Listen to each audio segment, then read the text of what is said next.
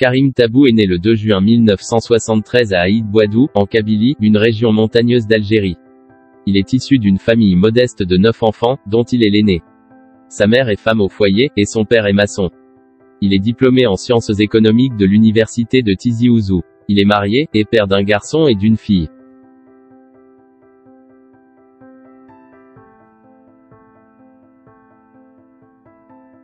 Il s'engage tôt dans la politique. Ainsi, il devient en 2007, le premier secrétaire du Front des Forces Socialistes, FFS, parti d'opposition fondé en septembre 1963 par Hossein Ait Ahmed, et dont il est un admirateur.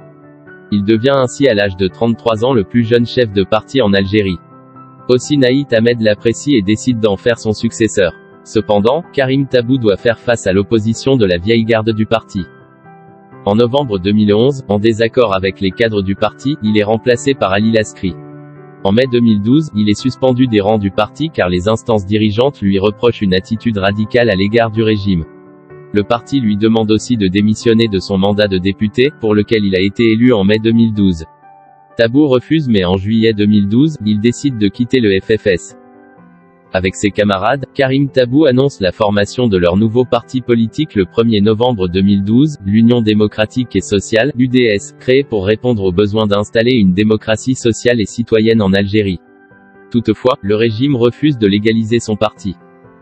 En 2016, en tant que député, Karim Tabou s'oppose à la révision constitutionnelle algérienne de 2016. En 2019, lors des manifestations de masse ayant notamment conduit à la démission du président Abdelaziz Bouteflika, au pouvoir depuis 1999, et qui se sont poursuivies pour réclamer la mise en place d'une transition démocratique, Tabou devient une personnalité phare du mouvement. Son soutien au Irak et sa popularité lui vaudront plusieurs arrestations. La première a lieu le 11 septembre 2019 devant son domicile à Douéra dans la banlieue ouest d'Alger, et inculpé pour atteinte au moral de l'armée. Il est libéré sous condition le 25 septembre, puis de nouveau arrêté le lendemain.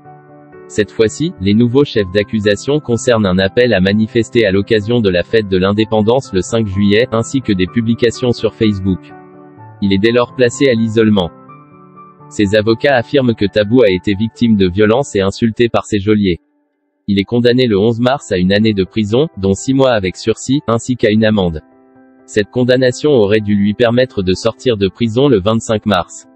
Or, la veille de sa libération, il est condamné en appel à 1 an de prison ferme, dans des conditions contestées par ses avocats, empêchant ainsi sa sortie de prison.